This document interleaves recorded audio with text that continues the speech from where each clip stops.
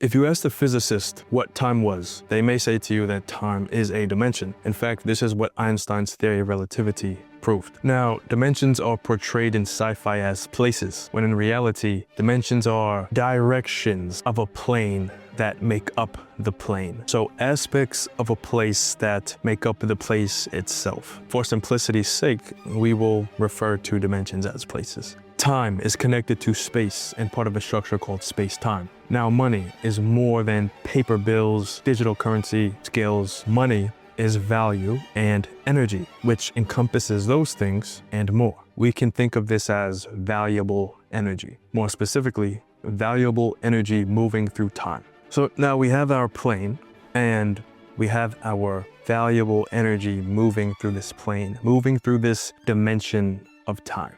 In space-time, every event has a where and a when. In finance, the same thing happens. Every cash flow has a where and a when within space-time. For example, $1 today and $1 10 years from now do not have the same, rather are not the same unit of concentrated valuable energy. These $2 are located in two different positions within the time dimension. So the question naturally becomes, how do we compare two different units of concentrated valuable energy that exist in two different places along the time axis? That's where present value, future value, and net present value come in. These are not just formulas, these are coordinate conversion tools for money in time. Future value. What will this be worth in the future?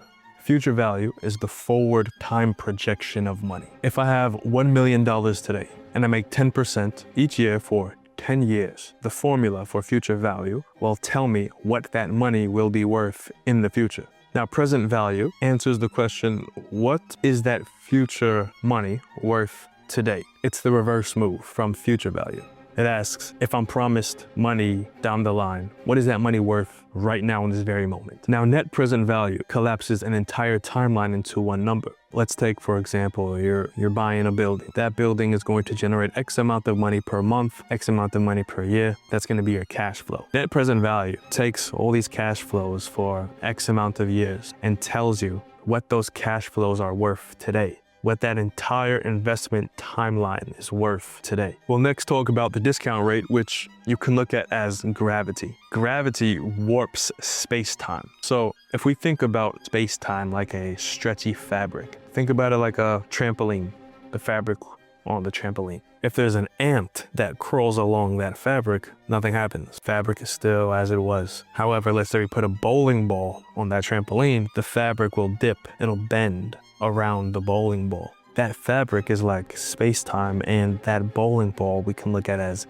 gravity. So the more gravitational mass, the more time will slow down around that mass or react around that mass. In finance, the discount rate warps value through time. The discount rate is what we use to discount an investment's future cash flows to calculate its present value. And the discount rate is equivalent to the cost of risk, time, inflation, and opportunity associated with those future cash flows. Now, the higher the discount rate, the heavier the gravitational pull. So let's look at the trampoline example with the bowling ball. When we get that first dip going around the bowling ball, we can look at that slope as the discount rate. The slope determines how easy or how difficult it will be for value to exist in the future. If we have a gentle slope, then we have a lower discount rate and it's going to be easier for value to exist in the future. Because as we move along the timeline, the dip is slight and it seems as though we'll be able to continue forward without too many problems. This allows future value to remain high compared to where we are today. This promotes innovation, investment in growth stocks, etc. And this is because the terrain is similar to where we are today. Now, let's take a steeper discount rate.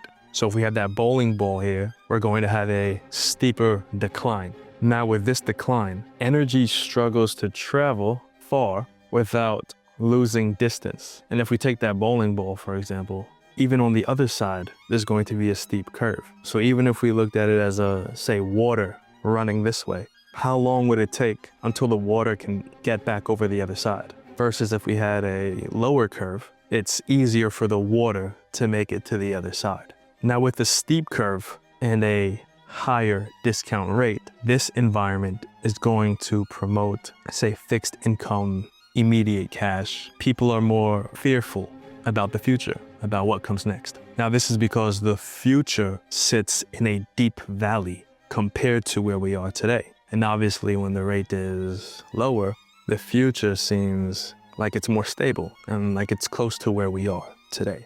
Now let's talk about inflation as entropy.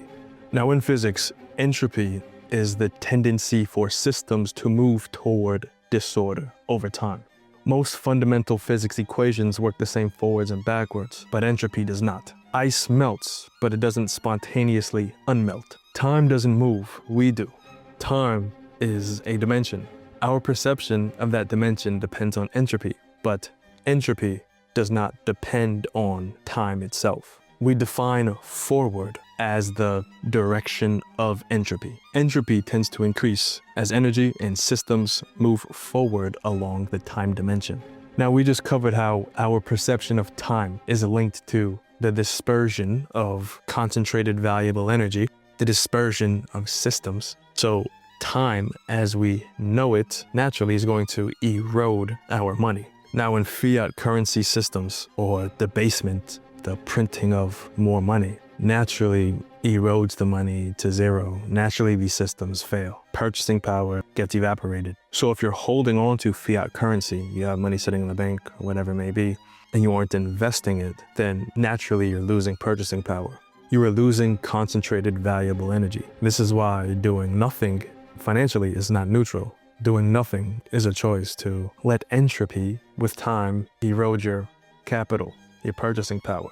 As capital allocators, it is our job to essentially take this valuable concentrated energy, harness it, and use it throughout the dimension of time, wield it to not only preserve it, but increase it as we move through the dimension of time. As we go from point A to point B, there will be all sorts of variables, interest rates, policy, currency debasement, whatever it may be. And our job is to navigate through those waves and not only preserve the energy, but increase it.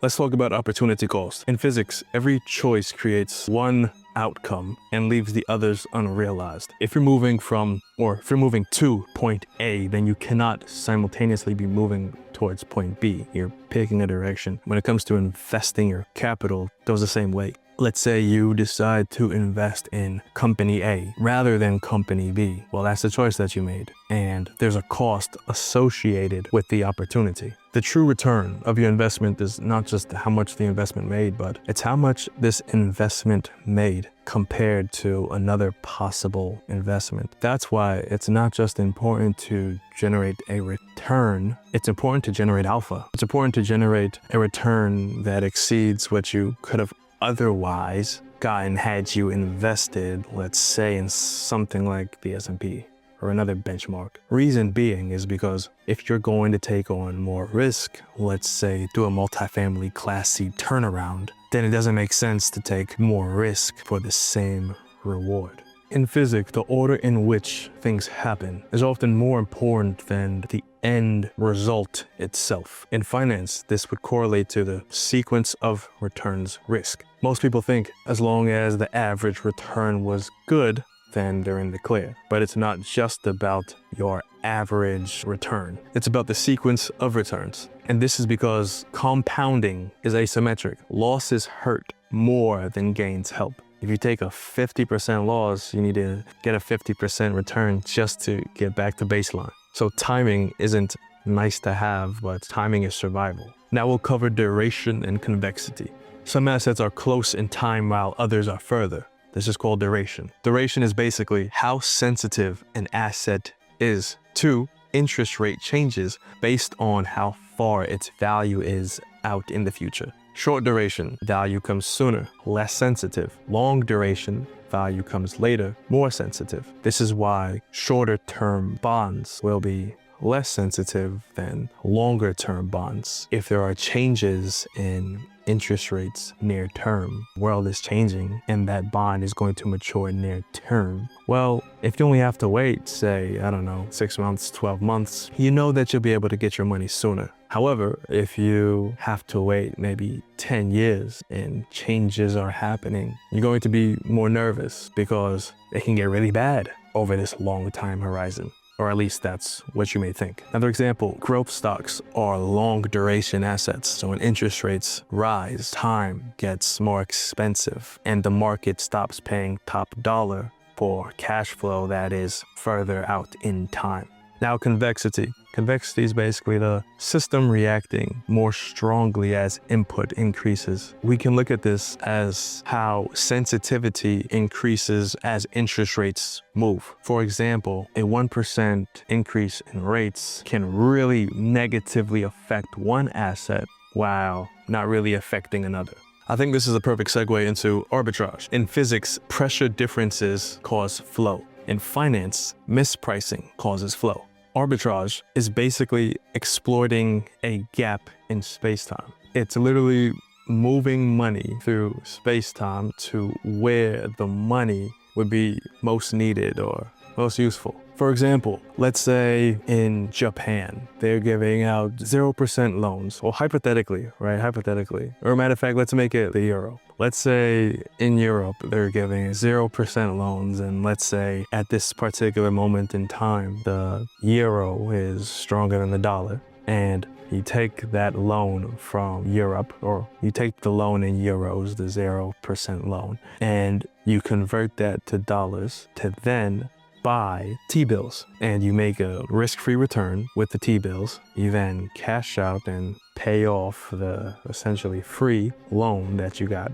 in euros. Money is energy, concentrated, valuable energy, but you have to know how to wield this energy and move it through time. You have to know how to be effective with it.